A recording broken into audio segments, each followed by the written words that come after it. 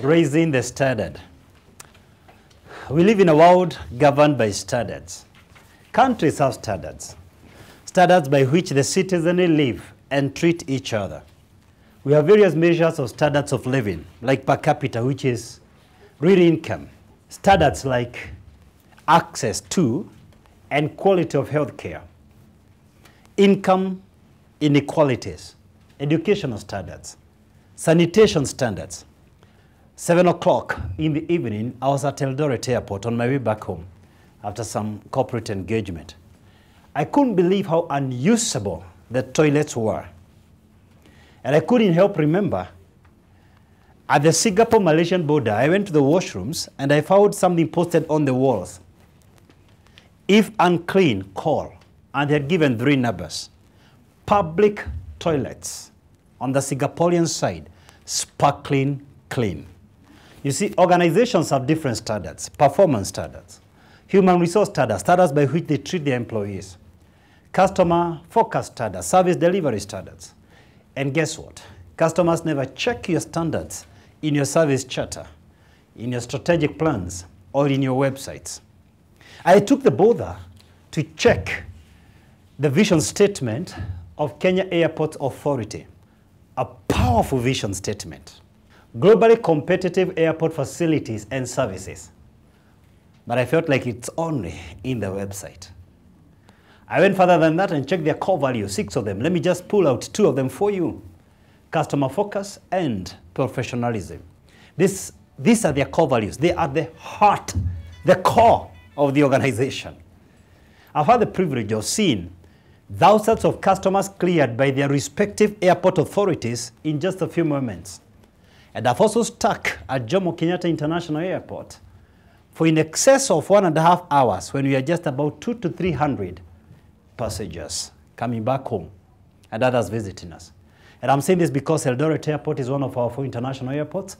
Airports are the first contact point, the very first impression our visitors have about our standards as a nation. I know Kenya Airports Authority is not an isolated case. What is true of KAA is true for many public entities. And I believe one primary reason we are here tonight is to challenge some of us who are here, who are in the public service, and those who will ever listen to us through this video recording. Families have standards. There are people who have resolved, and they're in our midst, or they may ever listen to me someday, that they have to dine together as a family. They have to spend quality time together and switch off their gadgets, no interruptions, no interferences. They have to do some weekly dinner out together. It's not about the cost. Is a standard. They go for visiting days of their children if they have school-going children. It's non-negotiable. Church is non-negotiable. There are words that are not tolerable in this home. There's a code of ethics, a code of standards, a decorum. There are husbands who go home late, drunk, dirty, and jump into the bed without bathing. There are wives whose father day in, day out is discussing about their husband with women who don't love them in the first place. Families have standards. Wherever you go, you're confronted by various classes and standards. If you come from the countryside like me, perhaps the first time you traveled to the coast, you went by bus or by train. Then you drove yourself in a private car. Then one day you flew. Then you realize that we have classes of planes and classes in planes. And if you're a frequent traveler, and you've been doing business class or first class, by now you're conscious of the fact that there's something else, private jets. And then classes of jets. The first time you bought a phone, if you have lived long enough like me, when I bought a phone, with all humility and to God's glory, I was the only one in my class. I was a third-year student who had a phone. It had a long aerial. Now, the guy who leads our meetings here, called the Rastas, used to fake phone calls because we had no one to call and no one could call us. Nobody we knew had a phone. So he used to put ringatone, and people would think someone is calling us. Rastas can be quite interesting. But here's the thing. We didn't care the kind of a phone we had. If you got a car, one day you're trusting God for a car. Now you're bothered what type of a car when someone else is trusting God for a car. There's a time you trusted God to get out of rentals. You trusted God for a house. Now you're concerned with the neighborhood. There's another person. Is that a fact? who's concerned with the house. I mean, we keep thinking about classes and standards. Hospitals have standards. Universities have standards. Roads and highways have standards. Taxis have standards. Restaurants have standards. You know, you can get into a restaurant, and even before you sit down, you realize you don't belong there. And there's no such a thing as a funny joint. It is somebody else's standard. You can get in a church, and much as they are true worshippers, you realize you don't belong to that standard of worship service. And they're all worshiping God. And I believe even God has standards. He gave very specific standards of how his house should be built. Interesting that even priests have classes. They are very hierarchical. We have vicars and canons and bishops, archbishops, cardinals, pope. While standard is not synonymous to class, often than not, the treatment you're given is commensurate to your class. In other words, you are treated according to your class. You are classified according to your standard. If you're in private practice like myself, and you find yourself invited to do assignments by blue chip organizations, that could imply your standards are blue chip. If you never get these invitations to blue chip companies, you always get the low-end companies, the leftovers. Then this meeting is critical for you. It's important for others. For you, it's critical. If you've been in the labor market 20 years in an NGO, in a commercial corporation, in a government body, and you're in the lower hierarchies, the lower cadres, the lower echelons of management, that could imply your managerial skills are still in low standards. Industries have different standards by which businesses operate. You're willing to pay more for coffee at Java Coffee House. Same milk, same sugar, same water, same coffee beans, but different standard of coffee, ambience, and service. And even in your professional life, how much you earn, the command in your field, and how much you earn, your income, depends on your personal and professional standard. So at this early stage of this presentation, may I urge you, in your professional life, learn to say no to some assignments. Learn to select some assignments carefully, because some of them could literally be lowering your standard. Do not respond to every invitation. You don't belong to every stage. You see, much as it is important to enhance your visibility and presence, some of them could literally be lowering your standards. And I'd like to define personal standard at this point. From my definition of a personal standard, it is a measure of the quality of your personal and professional life. Your personal standards are reflected by the way you treat yourself, the way you treat others, and the way you expect others to treat you. When you have a high personal standard, you expect others to hold you in high regard. When you have low self-standard, you expect others not to treat you in high regard. You take things as given. You accept and allow others to walk all over you. When you have a low personal standard, you have a weak belief system. And you can easily be influenced by anyone and any doctrine that comes along your way. When you have a low self-standard, it's an indication you're suffering from low self-esteem. And you see, your personal standard is directly correlated with your level of self-esteem, intricately intertwined with your level of self-esteem. That means to raise your self-esteem, raise your personal standards. Your personal standards are reflected by the way you talk and dress and manage your attitudes and relationships, your work, your health, and your finances. Whenever you speak and talk, everything you say and do provides people with insight into your personal standards.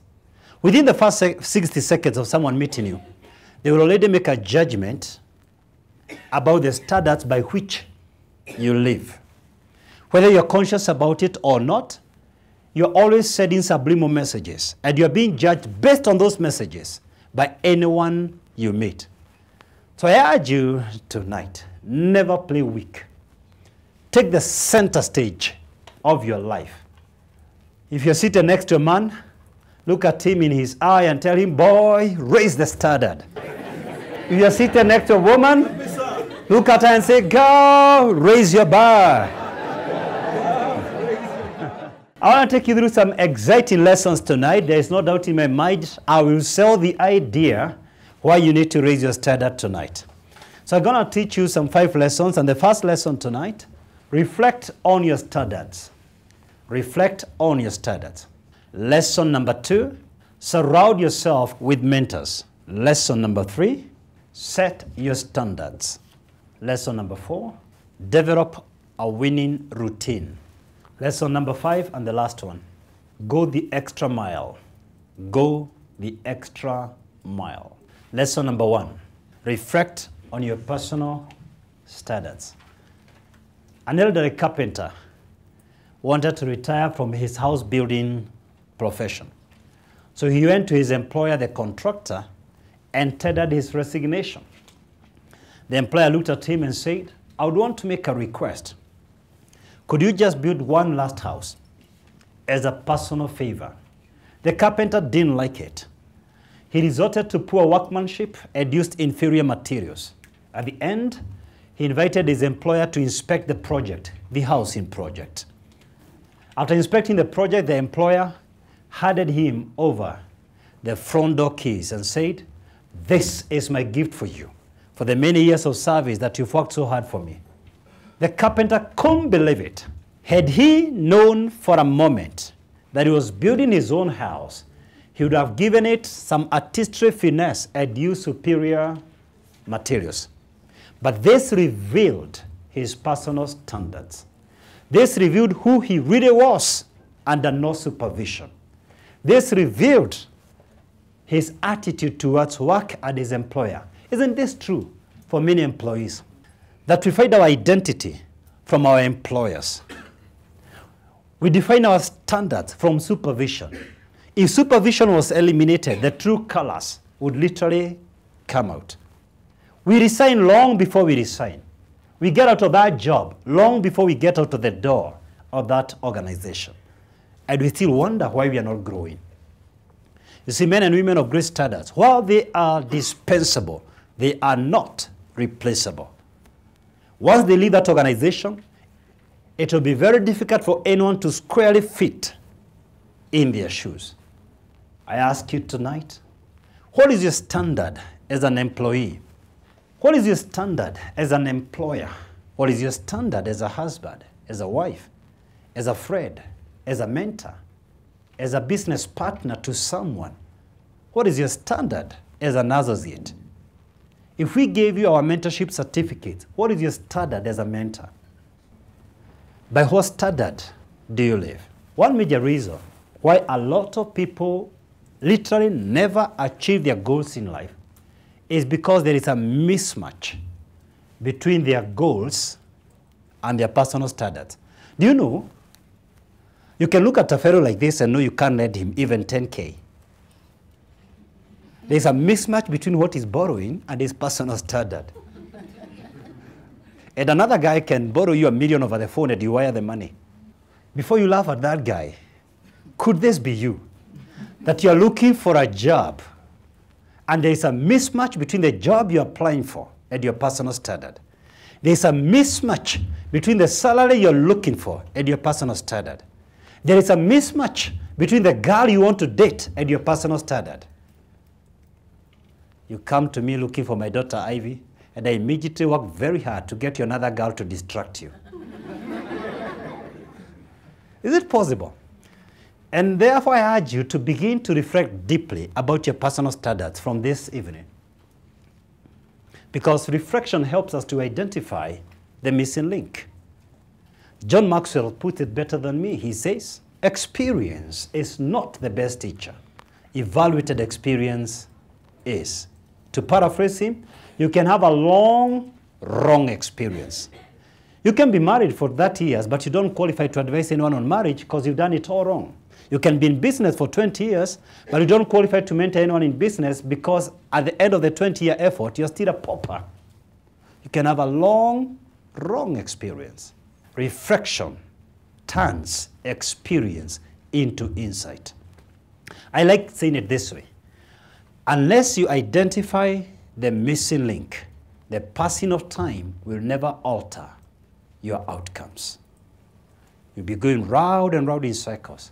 You see, one of the most tragic things in this life is to reach the end of the road just to realize you are not enlisted for that race. You ran the wrong race. You climbed and picked the wrong mountain. You pursued the wrong career. Life is an uphill assignment. Why add friction? Even those of us who are flowing in our own purpose, we have a lot of challenges, myriad of obstacles and barriers that we have to overcome.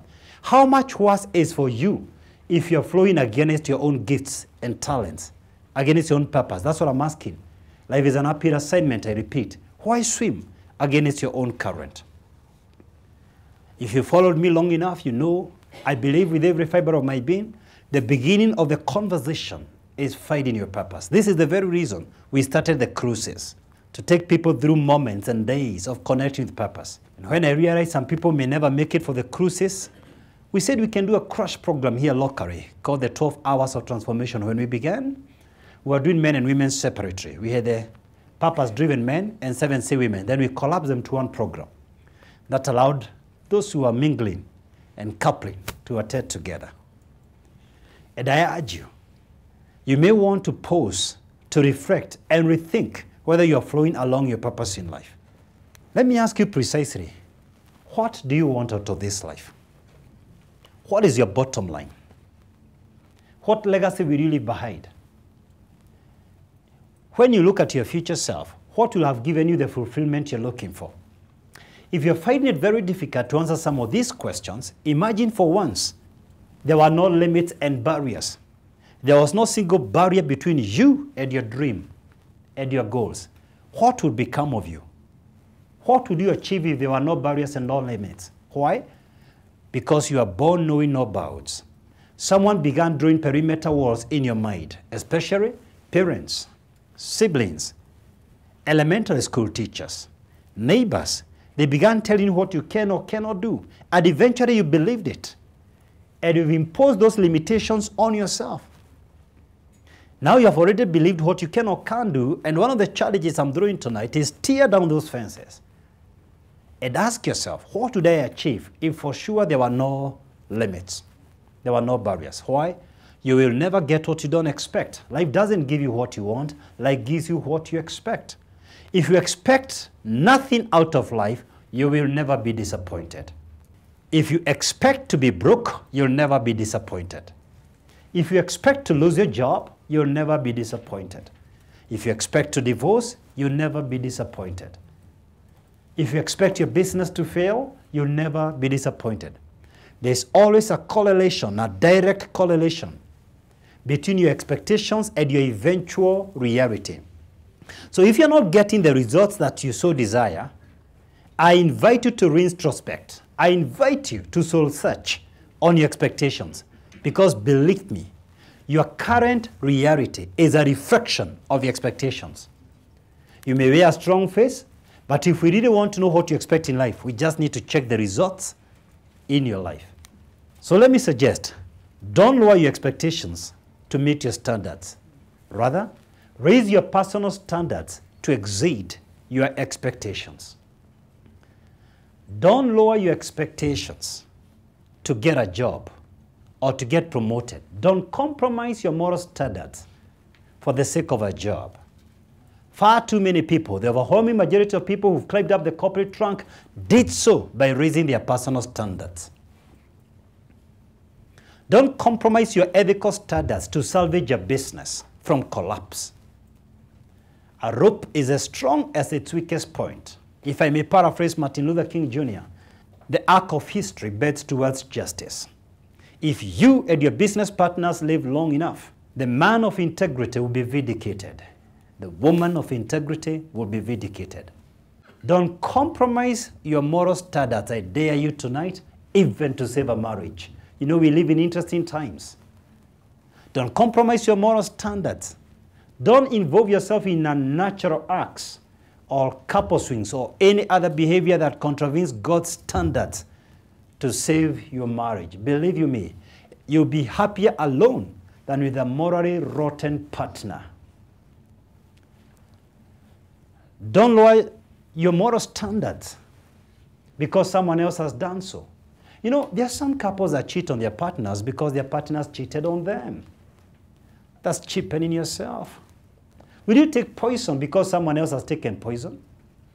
Will you take poison and expect someone else to die? Don't lower your moral standards to attract a life partner. I charge you, if you're a single man, a single woman listening to me, develop yourself professionally. Buy that car if you have to. Buy that home if you have to. Climb up the corporate ranks if you have to. There will always be bootstrappers who are attracted by high flyers. There will always be go-getters who are attracted by high standards. We call them kuhens. That's a new term in Sense 101. So don't compromise because you want to attract a life partner. Let them come where you are. You see, when you lower your standards, you don't raise the other person's standards. You both go low. A parent listening to my voice tonight, don't lower your discipline standards to accommodate an errant child or a younger brother and younger sister. Sometimes you've got to allow someone to hit rock bottom for them to come back to their senses. Let me tell you this. It took the prodigal son to dine with the swine for him to come back to his senses, go back home to his original standards, the standards of his father. If you have wrestled with a child, a teen child, or a young adult for too long in drug abuse, alcohol, and other moral aspects, you struggled with your young brother and your young sister for too long, I dare you tonight, cut loose your support systems, let them hit rock bottom. You can quote me. Study them from a distance. Observe them from a distance. Sometimes it requires someone to hit the ground. There is nowhere else they can go below for them to begin to raise their personal standards. Much about others. By whose standards do you live? Whose standard will you trust? Is it a celeb who keeps shifting their standards and their compass? Can I therefore invite you to live by a standard that does not change, an immovable standard? If you benchmark with divine standards, you will never outperform God. You will never outgrow God's standards. I urge you tonight, don't make God just your source of provision and protection, but not the source of your standard. If He is the source of your provision and security and support and protection, it's also befitting Him to be the source of your standards. You know, we live in times where people want to adjust God's values to fit their selfish preferences and fashions and the fallen nature of man. So raise your standards. This takes me to our second lesson tonight. Surround yourself with mentors. Sometimes we never realize there's an unsung hero in every celeb you see. Natalie was born 29th of September, the year 2007, with a heart problem. 4 years later, she was admitted at Kijabe Mission Hospital. There are some cardiologists, a couple, married couple from the UK, that were operating on this girl's heart. She was 4 years of age, and they realized that this girl is missing a lot on school. So they went the extra mile. They didn't just do like what doctors do. They didn't just do what was expected of them. They decided to take upon themselves to teach her what she was supposed to learn at that age. So they began to teach her how to read and write.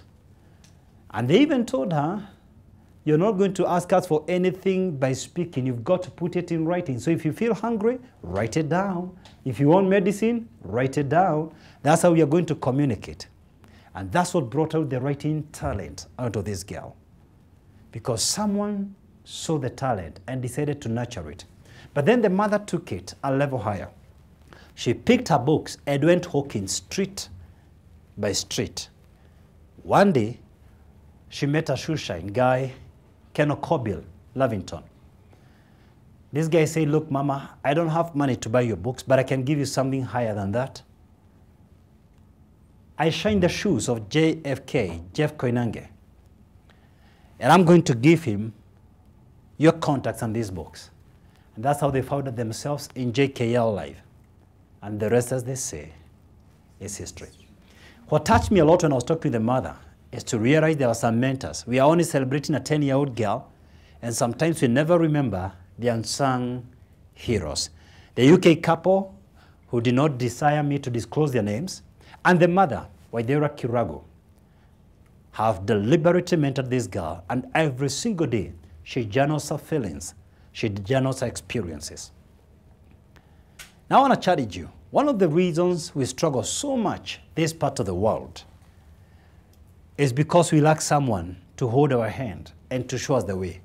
The average person in this hall who is above 35 years of age, by that time, they did not even know what they were meant to do. They were still second guessing. Because mentorship, it is still relatively new, this part of the world. And a mentor is like a rail guard. They are not roadblocks. They don't block you from flowing along the traffic. But they ensure whenever the corners are too sharp, you don't tip over. They act as rail guards to ensure whenever the corners are too sharp, you meet them there. When you're able to move on your own, the road is clear. When it's a bit hard to negotiate, then they are there for you. So I want to suggest some 10 reasons why you need a mentor.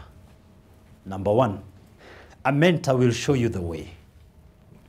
They don't point you to places they have never been. They first take the walk, they take the journey, and then they make the invitation. They tell you this is how things are being done.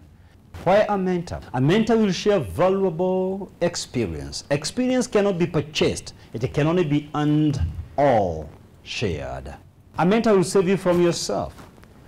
They will rescue you from self-destruction. Just like seeing a dentist in good time may save you from tooth decay, seeing a mentor in good time may save you from driving in the wrong direction for too long. Why a mentor? Number 4. A mentor can help network you. They can give you necessary connections. You might take too long to get the right connections, and sometimes you just need a mentor to ask them, what do we do when we reach here? You need to keep throwing those questions to them. Why a mentor or a life coach? Number 5. A mentor will help you connect with your purpose in life. So a mentor will help you connect the dots between your deepest passions and interests and link them with your God-given talents and gifts. The skills you have acquired both in the marketplace and in school. Just the ability to connect the dots with the resources at your disposal. Then you're able to harmonize your purpose in life. To begin walking a life of meaning, a life of significance. Why a mentor or a life coach? Number 6. A mentor is a trusted advisor. So you can entrust them with proprietary information and intellectual property. In a city like Nairobi, it is very hard to know who to trust with your information, because sometimes when you have a business idea and you share with someone, even before you finish that cup of tea, they have already implemented, correct? And they go explaining as though it is their original idea. There's a lady by the name Sylvia. Is she here? There's Junior Club. She's there, right there. Sylvia one day came and shared with me an idea of doing a junior club. And when we were in Egypt, the kids had already suggested they want a junior club. I didn't know where to start, and I regret to tell you so. I listened with one ear, and the other ear I trusted God that the information can get out, because I'm not gifted in speaking to kids. I found the solution when this lady came. If you find Sylvia in my absence, she can tell you I've never asked her for a single coin. I'm supposed to ask her, by the way. It's my right. You know when you go for a franchise, you know what I'm saying? Because she's riding on my blood. It's in Swan One Life Club. And the very first meeting, she had over 170 kids. That's not how I started. Do you get what I'm saying? Yes. I didn't start like that. She was started riding on my name. She's supposed to pay me. But I've never even told her what she's hearing now from the floor. I've never even told her that. By the way, you're supposed to be sending tithe to me. Now, you may see.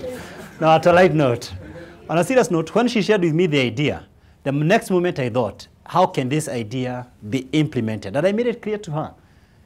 Develop a special purpose vehicle which in other words is a company, to run that thing, because I would like you to have the leeway to do so.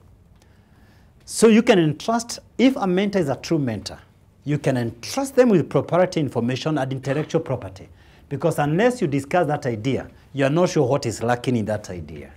And there are many other ideas here. Some I may not want to disclose for good reasons. They are still in incubation, and the hyenas could be in our midst.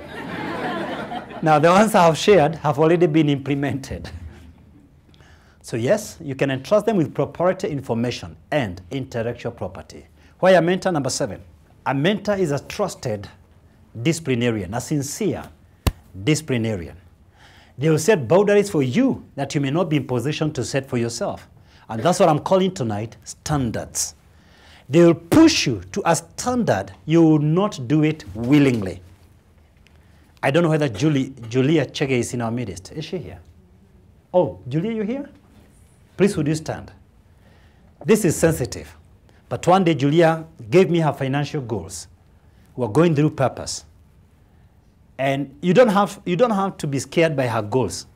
There's no competition. Is that okay? But after discussing with Julia, she wanted to hit 20 million last year. We were discussing at the beginning of the year. And I told her that's a very good goal, very big for many of us. But that's not your goal, Julia. I refuse. I'm not taking it. And believe me, she listened to me, and she exceeded that goal. I think Africans miss good places for clapping. Thank you so much. But it's true. I've met a number of you, and I tell you, this is not your goal. Sometimes I win, sometimes I lose. Sometimes when I push people, they run away from me for good. And that's what mentorship is all about. But most times, I win. Why mentors? Number 8. Are you there? Mentors keep us on our toes, lest we rest on the laurels. They keep us on our toes, lest we rest on the laurels. They keep checking. How are you doing? And they do it out of love. Number 9, mentors bolster the confidence in us. They help us see the hope on our inside. The work of a mentor is not to show you how big a goal it is. The work of a mentor is not to show you how much she has achieved. The work of a mentor is to show you what you can achieve, what you're capable of doing. If you sit with a mentor who for 1 hour is just discussing about his own achievements, swap him up for a mentor who sees the hope on your inside. Can you imagine going to a doctor and the only thing he's discussing is how healthy he is? That time you're bedridden. You say, you know me, I eat sukuma wiki while you're still taking whiskey. Now, that's not the message you need to listen at this particular point. You need the person who is giving you the hope on your inside. Does that make sense? Number 10 and the last one. Why a mentor? Mentors are priceless. They don't do it for a pay. We charge when you come for training, and some trainings are technical. We never charge for our mentorship program, and that's why I encourage you in your mosques, in your temples, in your churches, in your schools, in your estates. You know, as a gated community, we can launch My Life Journey program. Wherever you stay, you can invite us. Mentorship is not for a pay. Coaches are paid, and that's their right. Because in mentorship, you don't tell people what to do. You lead them in what to do. So the only way you can pay a mentor is by you succeeding and you respecting their time and the structures they have put in place. Now, some of you definitely have been offended by the fact that they have been unable to reach me. The whole of this year, so far I've only managed to meet 2 people one-on-one. One of them is here. And I think it's good I disclose this here. This is the reason we started My Life Journey program. What you may not realize is that we get hundreds of inquiries. So I beseech you, I plead with you to honor the structures we have put in place for mentorship. And that's My Life Journey program. That time, we interact closely because we also schedule that time for that purpose. And when you're meeting a mentor, it doesn't have to be me. We have a couple of mentors in our midst. When you're meeting a mentor, please go ahead of time. Respect their time. If they tell you to meet them at 10 o'clock, be there by 9:30. Let them know you respect their time. If it was supposed to be 1 hour, don't wait for them to send you away. They are too shy for that. Begin to excuse yourself 10 minutes to time so that they know you respect their time. Don't go to parade how much you know. Why are you looking for them if you know that much? Go with a set of questions. Ask difficult questions, not college questions, not academic questions, but real questions that can help you in your life.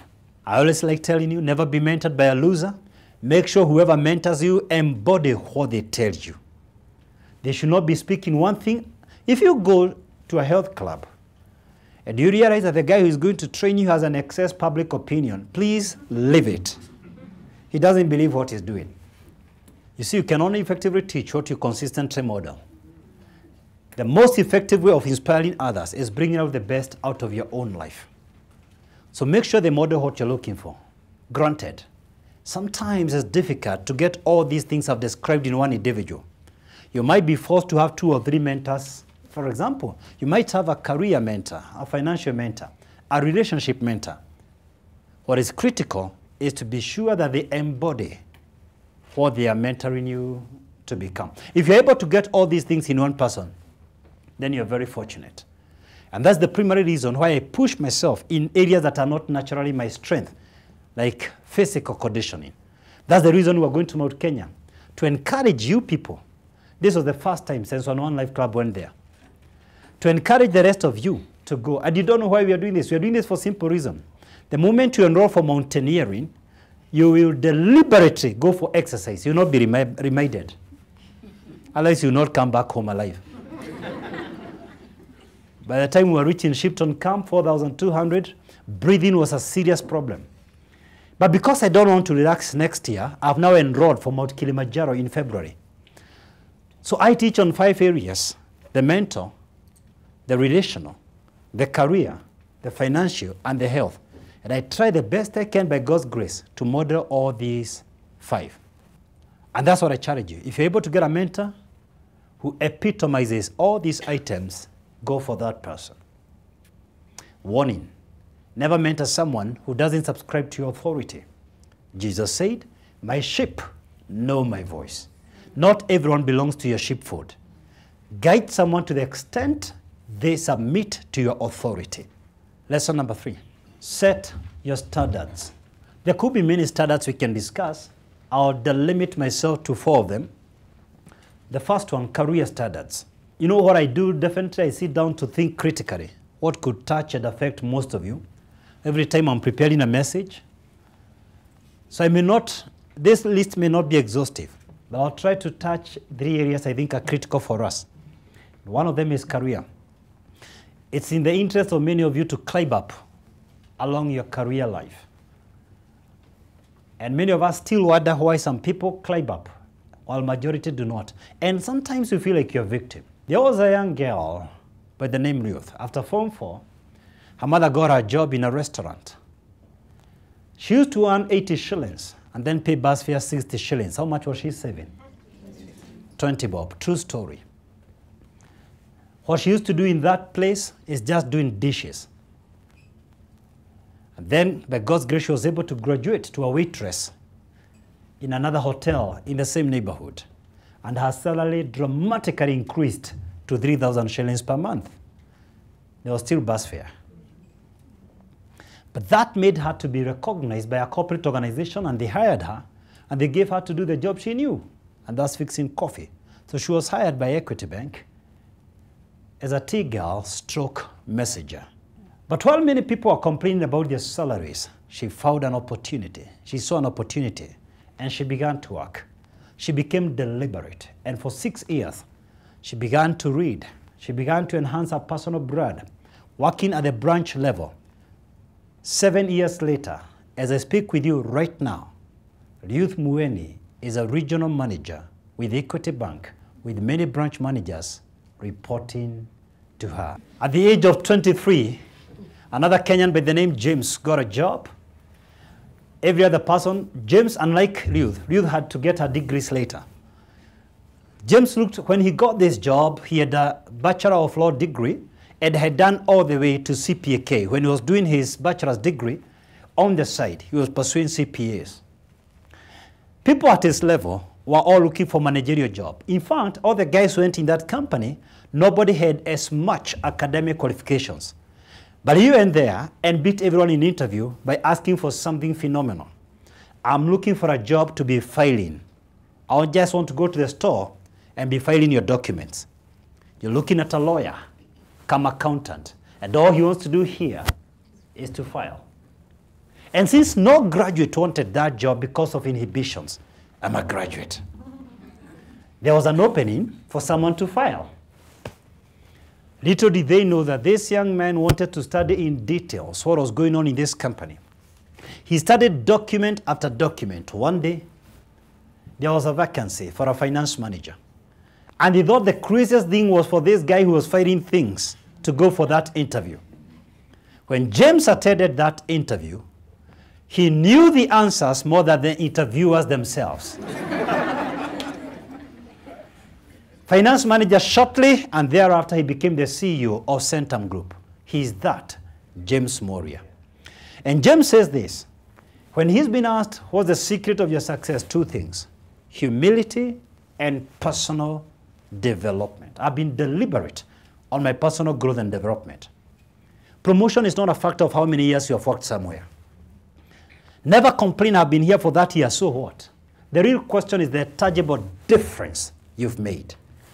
You grow up your corporate rank because of the value you add, not how long you've worked, not how old you are, not your gender, not your color.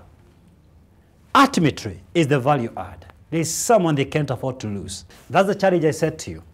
Raise your standard. James Moria was deliberate for 7 years. Today, he's argued to be the highest paid CEO. Well, that's debatable. The truth is, the guy is doing well. I challenge you, add value to yourself. Raise your standard. Ruth decided to hide for 6 years, adding value to herself right at the branch level.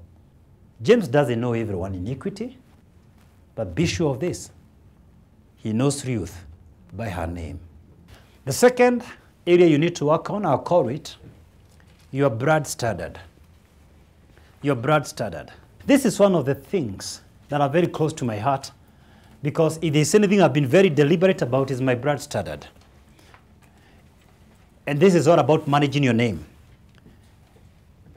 I'll not say much here. I'll invite you to go and check my videos on personal branding, recreate yourself, reinvent yourself. This is a subject I've spoken over and over again in different angles, and at the close of this year, I'll be hosting an open day at KICC around November, December.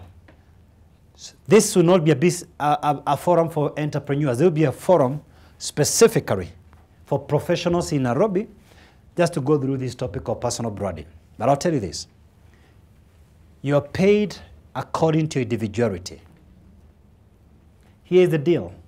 When you're deliberate about personal branding, you work less for more. Is it not true? If we were to invite Churchill to be our MC tonight, or Nyabane, we will be willing to pay them an extra coin, rather than your neighbor whom we don't know his name. Is it not true?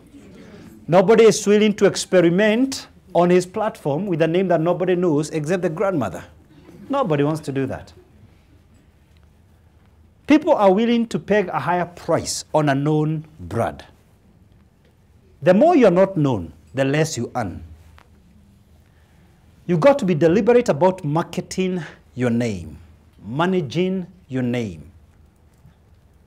Never be proud that the only people who know you are your neighbors in Busia. Always interrogate, always check the strength of your brand name. But here is the deal. As human beings, we are wired to notice that which is different. We are wired to notice someone dressed in red in a sea of black clothing. If you look like everyone else in your field of operation, your customers are likely to bypass you. Now, I'm not discussing about how you're going to be superior than the others. No. Personal branding is not about superiority. It's not how superior you are from the others. It is how different you are. You see, what people are looking for is who is different, because all the others look alike. There is value in scarcity. That's why you pay more for diamonds and gold than for iron or rocks, ordinary rocks. Whatever is rare, you pay for it more. Now, a giraffe or a zebra. They are far larger than a leopard or a cheetah. But believe me, if you go to KWS, they will tell you a cheetah and a leopard have a higher value than a bigger animal like a zebra. Why? They are rarer to see. And when you go in the jungle, if you're like me, I like hunting these animals. One of the greatest thrills in my life is looking for the cats. I never, ever go to the wildlife. I know there are people, some of you, who really like seeing the wild beast migration. Forgive me, I'm a Kenyan, but I'm never excited with the wildebeests. It's okay, I like seeing them. But when I'm in Masai Mara, all I'm looking for is a leopard or a cheetah. Why? Long before I reach the gate of Masai Mara, I've seen hundreds of wildebeests already loitering. As President Kibaki would say, kulegarega. So let me maybe allow you to get into my life for a moment and give you one or two areas I chose to differentiate myself. Most of them you know them, but maybe when I mention, you will realize that's what attracts you to my life. One, I chose to have content and to have it in my fingertips. Two, I chose not to repeat myself when I'm delivering any talk. And the reason you're not going to the washroom is because you don't know what will be said next. Do you realize if you go for 5 minutes, you're going to miss a couple of items? It is not a question of how superior you are from the others, but how different. And that's the question you need to answer. You need to always interrogate, how am I different from the others in my particular field of operation? Thereby, you begin earning more, you stop pursuing success, and success begins to pursue you. And that means you're deliberate about what you post on social media. Don't play the same league with the others. You're deliberate at where you go in the public joints. You're deliberate with your public image wherever you go, because brand is not about what you think about yourself, it's what others think about you. It's about your reputation. It's about people's perception about you, and you can't demand people to like you. You can't. It's their prerogative. So raise your brand standards. Thirdly, I want us to look at the standards of our relationships. I think the easiest thing to do is to start with the single ladies in our midst. The single ladies who are listening to my voice tonight, why beg for love? Why beg for what you're entitled? You see, the average single woman always has another woman who she thinks is more beautiful than herself. And I'm here to let you know, if you're listening to my voice, you're a single woman listening to me tonight, men are attracted by confident women. When you're confident, you are attractive. Your own self-rejection turns people away. Your own self-acceptance attracts people to you. So stop imagining there's someone who is better than you in their looks, and begin to be confident in your body, confident in your goals, confident in your career. Be rare. Don't be available for every meeting you're invited. Refuse to be anyone's afterthoughts. You know, there are some men, when they call all the girlfriends and they're not available, then they remember there's a girl called Leah. Refuse to be somebody's afterthought. If you are not the primary call, let them go. You begin to create some value on yourself. Refuse to get into low talks. You know, we live in interesting times where feminists have tried to persuade you that a woman needs a man just as much as a fish needs a bicycle. That's the feminist discussion. And I challenge you, if you start engaging that conversation, note this, some people speak out of their own failures, out of their own bitterness. And you'll always attract what you confess. Confession breeds possession. You always get what you expect. Don't get in that cheap talk. Men are good. Isn't it? Yes. Yeah. So stop joining that talk that I don't want to get married. Eventually it becomes your reality. Instead, go for gym. Don't do it alone. Go for Zumba. Go for aerobics. Go for yoga stretches. It's important when you meet other people, because you start spreading positive energy. And you begin to activate endorphins, the feel-good hormones that begin attracting people to you. You know, whenever you are uptight, you reject people. If you always leave job and go for dates, sometimes you exhibit very negative energy because a boss harassed you and you take it to your date. Then this guy wonders, is this what I'm going to live with for the rest of my life? During daytime, you might want the initial dates, you bring your best foot forward. For the single men in our midst, if you're here, you're a single man, you're not married, I suggest tonight raise your standards. If you attract a woman through your valuables, you have to sustain her through your valuables. If your valuables get shaken, your value gets shaken. If you flash car keys, among other valuables and expensive gadgets, you have to sustain that relationship through finances. When your job gets affected, then your self-worth diminishes. I suggest sell a higher value. Sell yourself. Sell a higher ideal. And whenever you go out to date, please remember this. The woman is already suspicious. You're looking her for sex. They're already suspicious. Every woman was created by God suspecting every man, including bishops. They're already suspicious. So if you're a young man, don't play that league. Don't play that low. Because they're already expecting you to go that direction. Refuse to play that standard. Decide you don't want just a body, you want the entire package. You don't want half-baked things. You want the whole package. You want to convergence of your hopes and dreams and aspirations and purpose. You want to discuss further things, not just get involved emotionally. Because once you get hooked emotionally, you'll quit emotionally. You want to go deeper than that and raise a standard. Because the next thing, if this date does not materialize, she will look for like a Mukoji of girls and tell them how you're looking for her and how she frustrated you. Why do you want to be embarrassed?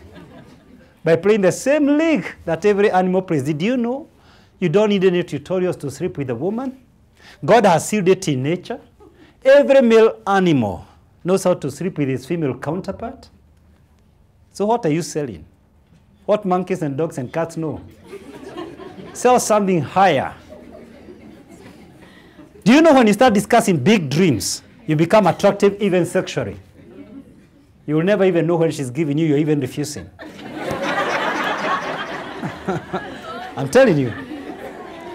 But you go selling sex. She runs away from you and thinks, boy, when you get brains, look for me now.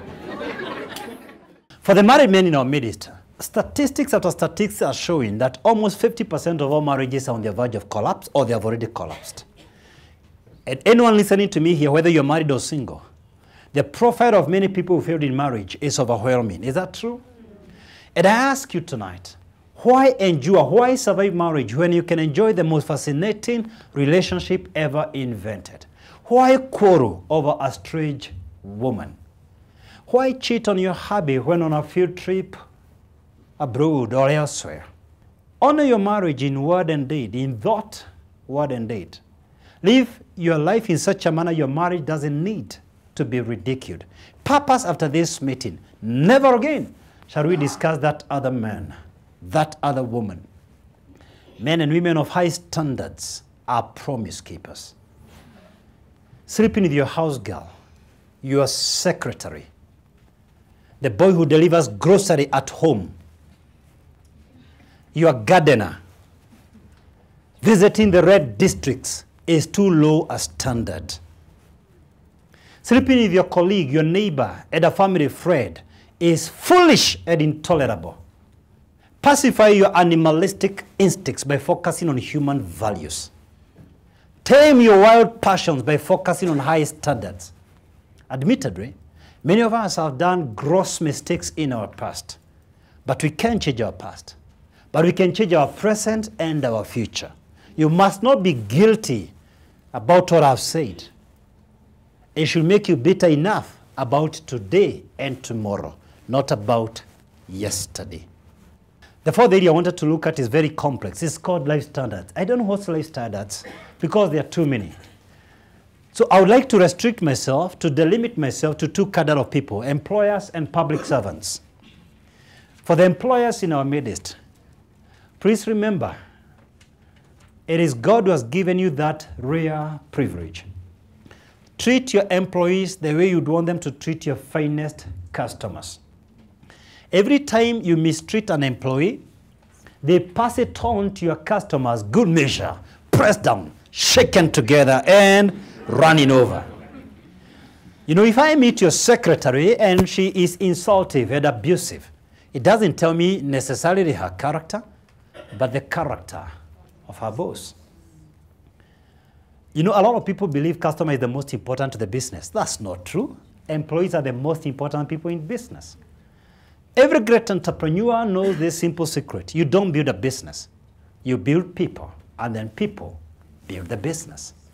One major difference between the rich and the poor.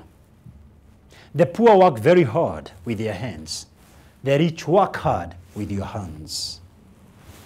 The real secret of succeeding in your business is your ability to gather your team, to build your team. The moment you realize that in that place there is very high staff turnover, re-examine yourself because you are heading nowhere. For the public officials in this place and those who will ever listen to me through this video recording, I believe with all my heart, if we focused on raising the standard of our procurement in this country, we will always procure the best we have and thereby raise our national standards. We will never raise our national standards so long as we compromise our procurement system. And I would like to request you to do something rare that we never do. I'd like to honor one Kenyan. He's not in our midst, but you never know whether he may be listening to this video one day. And that's Dr. Patrick Njoroge, the Central Bank of Kenya governor as at 2018, for refusing to be compromised, for being an island of righteousness in a sea of corruption, for refusing to have a price tag at the expense of millions of taxpayers. Please, one day, Governor Njoroge will listen to us. Would you join me and we just give him a hand? Thank you. We honor you. We salute you. And many of us perhaps give up and think everyone else is doing it. No, you just need to check what you're doing. Ladies and gentlemen, your personal standards begin with your thought system and your working vocabulary. Now, last year, August, someone gave me a ride from Coventry to London. A senior military official in the Royal Army. Now, a few miles after we joined M1 motorway, he threw in the negative F word. And I challenged him instantly to either drop the word or drop me. You see, I say this with a lot of humility. I don't want to beg for what I can afford. I didn't ask him for a ride. One of the reasons I was so strict on him, he was in my meeting, and that's when he learned I was heading for London. So he knew my standard, and I knew if I don't challenge him, I'll be lowering my standard. Two, it might deteriorate. I don't know what else he'll be speaking by the time I reach London. And I'll be telling him it's all right to speak like that in my presence. Graciously, he apologized profusely. And when he did so, I decided to extend an olive branch by suggesting to him a number of positive F words in my working vocabulary. And I told him I can share with you some F words that I have, like fun, and fresh, and faith, and fabulous, and fantastic, and fascinating, and family, and fatherly, and favor. And I convinced him there are many positive F words. I repeat, we can't exhaust the number of life standards. But let me say this. If you're a motorist and you're listening to me, don't harass the matatu guy. Don't go at their level. If we all raise our standards, they will. If you're a doctor and you're listening to me, you are serving God in that hospital. Life is in your hands. Live by a higher standard. Stop rushing after 20 patients for the sake of money. If you're a teacher, a school teacher, a lecturer who will ever listen to us, give your all. Pour your life in the lives of these students. If you've been entrusted with security for this country, especially if you're in our border points, every time you compromise your standards, you risk the security of the whole nation and your own security and the security of your children's children. Just because you compromise your standard, a nation burns. If you're a sweeper, you've been given one street in Nairobi. Don't worry about who is cleaning up Isili and Dadura. Clean up the street you've been given. Let them study here. Rather than the governor taking people to Kigali, they can bring them to your street and study how it can be clean. Whatever your hand fights to do, do it with all your might. Finish that college degree that you started. Finish that job assignment. Visit the distressed. Visit the prisoners. Visit the sick. Raise your standards of giving. Don't throw away cents and coins that cannot make a difference in someone else's life. Make the days of your life count. Raise your personal standard. You remember lesson number 4? What is it? Develop a winning routine. Now, the word routine sends shuders and shivers down the spines of sanguines. For sanguines, routine suggests a strict day with no fun, no free time, and no spontaneity. Boring life. Yet, without standards, life will be messy and chaotic. God is a God of order, routine, and standard. He established the earth to rotate around its own axis every 24 hours and to revolve around the sun every 365 days. 366 in a leap year. Suppose you're not sure tomorrow will rise. No, suppose for a fact there were no routines, there were no standards. If there were no routines, did you know we will not be here tonight? You are here simply because you can predict we meet the first Friday of every month, 6 to 8. If since one life club meetings was sporadic, and everybody came here when they suspected the Spirit is telling them, Dr. Kenyaju will be in the hall, would we be having this meeting? Suppose we cannot predict the gestation period of a mother. So some mothers carry a child to completion for 4 months, and others carry the pregnancy for 24 months. How will we have paternity leave as fathers? Life has to have some standards. For the sanguines in our midst, let me suggest this. Now, having a routine does not mean resistant to change. It doesn't mean being progressive in an orderly manner. That's not for the rest of us, it's only for sanguines. Because they think routine is resistant to change, life should be spontaneity. And I suggest to you, having rituals and routines and patterns, it is just being progressive in an orderly manner. So I would like to request you to rethink about your rituals. And I would like to suggest you develop some rituals. You do it so repetitiously that it will be as effortless for you just as brushing your teeth. You see, ladies and gentlemen, it takes 60 days to reprogram your mind. In other words, to install a new habit. I know back in those days, in them days, we were taught about 21 days. And I can tell you it takes about 66 days.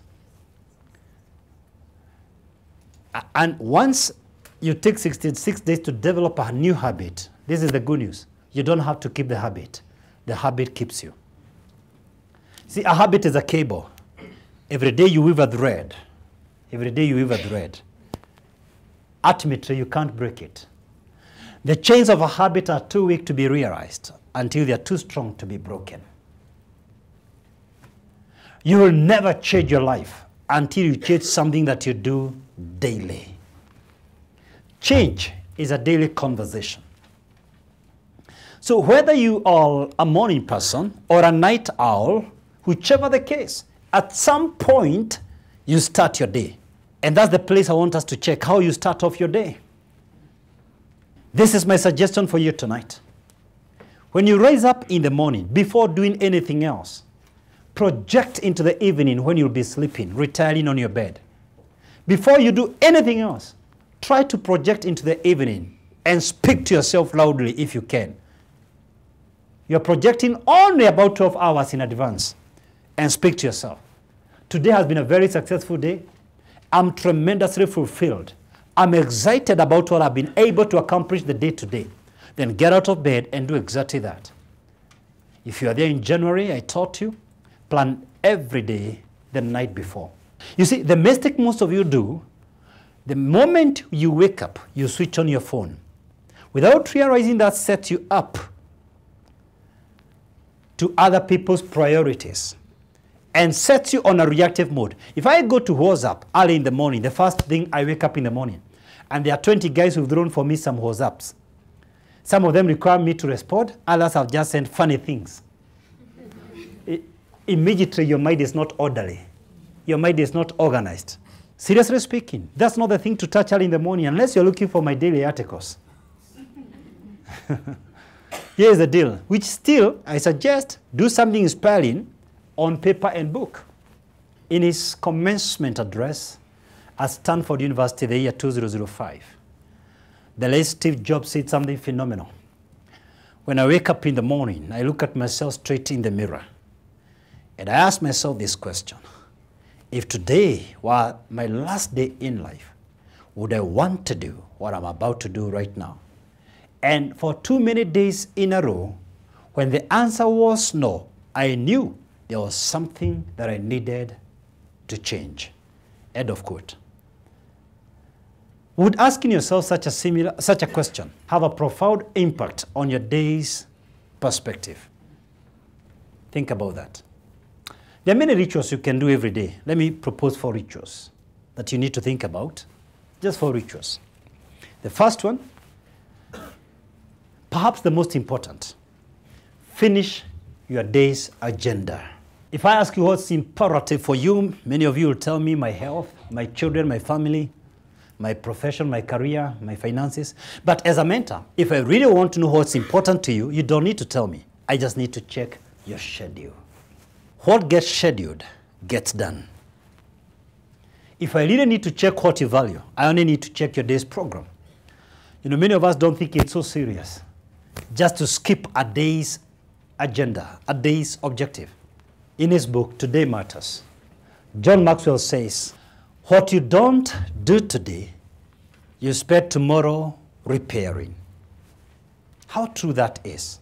As a rule, in this club, never, ever, ever go to sleep until you finish your agenda for today. You're likely to hear this no less than 10 times this year. I'll repeat it, I'll impress it in you. If you must remember one thing for this year, it is that one message. You know, one of my most favorite scriptures is Deuteronomy 6:4-9. And when God was speaking to Moses, he didn't tell them to talk to his children. He used the word I'm using right now, impress. Repeat it day in, day out, when they wake up, by the roadside, during dinner, when they sleep. In fact, put these words on their wrists, on their forehead, on the door frames. Repeat. Catholics call it catechism. Muslims call it madrasa. You must have a way of indoctrinating yourself into the values that will work for you. If you don't have them, your children will not be holding the same values you have. So I challenge you. This year I'll repeat this message over and over again. You had already said yesterday what you're going to do today, because you must not decide what you're doing today when the day has started, because you're going to adjust your agenda conveniently. If you're in insurance and you're a salesperson and it gets rainy, you may decide, I'm not going to industrial area. There is so much traffic. But if you had already decided the night before, so I repeat, plan every week, the weekend before, plan each day, the night before. Then never, ever, ever sleep until you tick every item on your to-do list. You know, we like cheating about this thing. If it's God's will, what are you talking about? It's God's will for you to finish that project. Don't throw in such a thing there. If it's God's will, I'm going to see that client. And the second ritual. The second ritual we need to develop, read daily. You know, most of us read as though we had a punishment. The reading I'm talking about here is keeping yourself alert. That book that I launched last month, you know I launched without you people knowing. When I announced a book here, I've launched it. I used to do serious launches a while ago. When books begin to be more and more, then you make the ceremony very unceremonious. If you pick repossession yourself, I told you this last month, take 30 days. Just read a chapter per day. The whole idea is to keep yourself alert.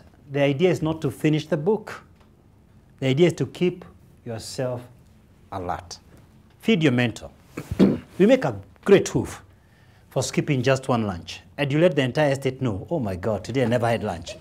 You talk everywhere. Everybody knows you didn't have lunch. But you never feel anything funny by not feeding your mind the whole month. You rush to hospital at the slightest toothache, but you hardly take care of your mental goals. And I keep asking you, would you go to a doctor and the doctor says, one medicine in the morning, lunch hour, evening, for 7 days. And then you do a quick math. 3 times 7 equals 21. Why all these 7 days? Doc, I'm swearing the 21 is it a gisort. Does it work like that? No. Why eat the whole week? I want to have all my 6 chapatis right now so that I can have some free time the rest of the day. It doesn't work like that. It's a daily conversation. Feed your mind daily. The third ritual you need to be careful about is your spiritual. Pray every day. The greatest achievers in this life are people who connect with the divine. And most Kenyans pray on their way to work. In a matatu, in a car. Because God is one of the items to do, you know, what are they called? AOBs. And here's the deal. If you do not exercise and you continually feed your mind, you'll be physically weak and you're not going to carry your assignment to completion because you are mind, body, and spirit. If you exercise and you don't feed your mind, you'll be physically strong but thoughtless, mindless.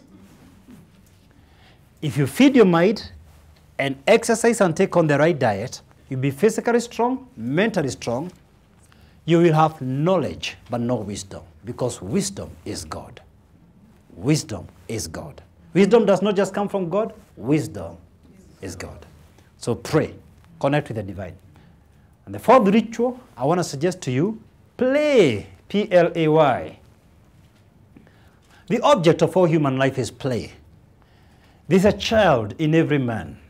You know, Plato said, you will learn someone in 1 hour of play more than an entire year of conversation. You didn't stop playing because you're old. You got old because you stopped playing. On average, men are more playful than women. So this is a message for women right now. The average man will go and play pool, or cards, or bicycle, or at home, children will be all over you, on your shoulders, telling you to be a horse to carry them. The average lady becomes a mama overnight after being married. Things are so serious suddenly. Then you walk with your husband and people wonder whether this is the mother. Why? You stopped playing. If you're seated next to a woman, please talk to her on my behalf and tell her, girl, loosen up! Loosen up! Let me tell you what I found out. When I play Monopoly with my 2 children, Zig and Ivy, I get to know their actual habit and character more than when we are just talking. Because that game of Monopoly is very interesting because everybody wants to have a lot of money, a lot of wealth, a lot of property. And that's the time I know who wants to cheat. And that tells you exactly what they do elsewhere in my absence. Lesson number 5 and the last one. Go the extra mile. I read of a story, it's not original with me, but for the purposes of narrating this story to make it juicy, I'll impersonify it to be the passenger that was carried by that cab driver. So imagine I'm the one. That's not me. I'm just impersonifying. Is that okay? Yes. So I was in Dubai, and I met this cab driver who was sharply dressed, freshly ironed slacks, black slacks, white shirt, a black tie. He came and greeted me and looked at me and said, my name is Abdi. I'm going to be your taxi driver. As I put your bags in the trunk, I want to give you a card that was laminated very neatly. I looked at it. It was written his mission statement. The mission statement read, my job is to deliver my customers in the safest, quickest, and cheapest manner in a friendly environment to their destination. That caught me aback. I had never experienced that before, and when Abdi got into the car, he told me I have an air conditioner right here. What is your preferred temperature? Are you comfortable with the temperature? And then he said, I would like to discuss with you the best route to your destination before we drive off. Before doing that, I have some coffee here, regular and decaf. Which one do you want? I said, look, I don't want anything hot. I want a cold drink. No problem. I have regular Coke. I have Diet Coke. I have water. I have orange juice. And I have lassi. So to test him, I asked for lassi to see whether he really had it. And the guy gave me the lassi. Then after that, he gave me another card and said, I have an array of music stations here, radio stations. In case you'd like me to play for you some songs, please select. Meanwhile, I have the Star and the Sun Times, whichever newspaper you'd like to read. I'll be pleased to explain to you these wonderful destinations in Dubai if you so like. But if you want me to leave you to have your own silence and quiet moments and your own thoughts, I'm also okay to do so. The guy buckled his safety belt and we began to drive. Now, that surprised me, and I asked him, Abdi, have you always been like that? The guy said, no. As a matter of fact, only the last 2 years. My first 5 years, I complained like any other cabbie. I mean, I had a bad day. Then one day someone forwarded to me a YouTube from a Kenyan speaker that was talking about expectations. You following me? And the guy said, you'll always get what you expect. You expect to have a bad customer, you get a bad customer. You expect to have a bad day, you get a bad day. And that hit me real hard. I realized he was talking about me, and I chose I'll never complain again. And I began working on my car, and the more I did so, bit by bit, small bit, customers started to appreciate, then I would improve another area. That's when I realized the other cars were dirty, the drivers were sort of angry, and the customers were unsatisfied. So I asked him, so has it paid off? Of course it has. Last year, I doubled my income. And in all likelihood, this particular year, I'm going to quadruple my incomes. Abdi realized by changing his standard, his happiness index went up. His satisfaction level went up. His incomes went up. I hear it's a true story. And I want to tell you this, go the extra mile. And this is the reason. Very few people go the extra mile. Very few people enroll for the extra mile. Most people do what is expected of them, what is required of them. You can never achieve greatness by doing what is required of you. Society is the domain of the masses. Don't lower your standards to meet society's expectations and norms. When you begin to raise your standards, you're going to rub some people's shoulders the wrong way. They're going to say, you want the boss to notice you. They're going to say, you're pretending. But don't worry about that. You attract others, you repair others. You actually attract and repair in equal measure. When they complain you're raising your standard, please remember my words. Every revolutionary was first resented before they were celebrated. When Martin Luther King Jr. began his crusades, the very church that ordained him, at the initial stage of the protest, were about to excommunicate him before finally they revered him as a hero. They didn't like the fact that he upset the equilibrium, the relative tranquility they had. The Negroes had settled for a lower standard, second-class citizenry. When you begin causing change, you're going to rub shoulders the wrong way. But do it anyhow. Go that extra mile. Don't do what is expected of you. That's what they're getting from everyone else. Deliver beyond promise. Leave them wondering what it takes you to deliver. Have no match in your field in your lifetime. Have no replica. Let them never find your clone.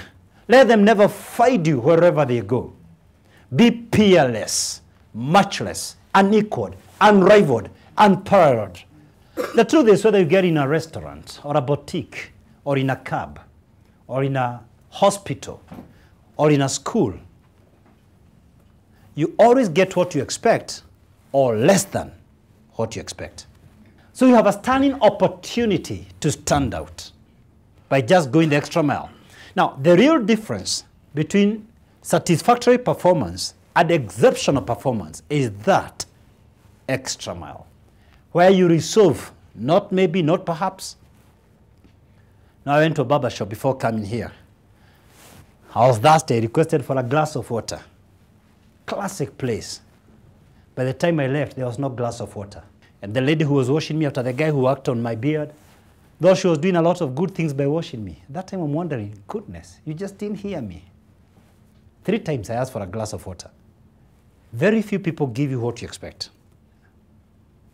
They go below standard. Then a few just what you expect. What happens when you go beyond what they expect? You stand out.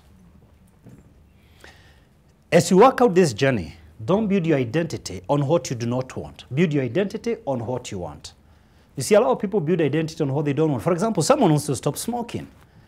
And they say, well, I've always been a smoker. That's the way it is in my life. That's who I am. No, that's not who you are. You're finding your identity on false identity, an identity at a standard you acquired a while ago. You need to recapture your original standard. Well, I'm always loose-tempered, I lose my cool, and that's why I've been losing my jobs. That's not true. That's not who you are. That's a false identity. And you always act consistent with the identity you build around yourself. So begin to build your identity on what you want, not what you do not want. I'd like to leave you with some two thoughts. Comparing yourself with other people's standards is a dangerous game. Often than not, you'll be comparing yourself with people of lower standards, and they're going to lower your standard. Compare yourself with your best self. Always compare yourself with the past, or rather the previous version of yourself. And I don't just like the previous version of yourself. The best previous version of yourself. There's a mathematical quantity that measures the extent to which an individual or members of a group deviate from the normal population. To what extent do they deviate from centrality? We call it the standard deviation. What I want to propose tonight, if you've got to deviate from the normal, from the masses, you see, a lot of people are average, and a lot has been written about the enemy called average. And that's why they lead an ordinary life. If you've got to deviate from that, do it significantly. Don't do it by a standard measure. Be an outlier. Always set the new norms for people. And before the crowds and the masses gather on the new normal, disrupt yourself and set another standard. Life is about recreating yourself by raising your standard to a higher level. Finally, sometimes you may be raising your standards. This is sensitive.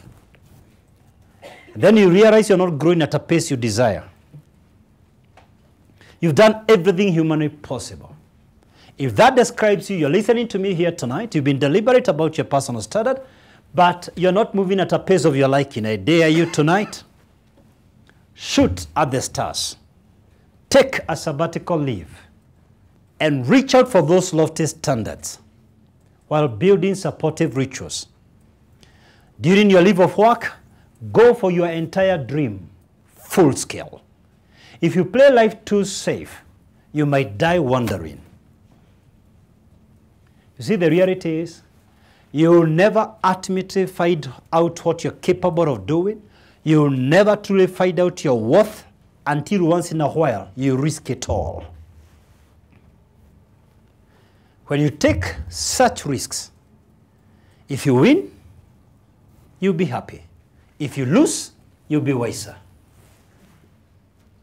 So I close with the words of Martin Luther King Jr. The real measure of a man is not where he stands in moments of comfort and convenience, but where he stands in terms of challenge and controversy. Thank you very much, and God bless you.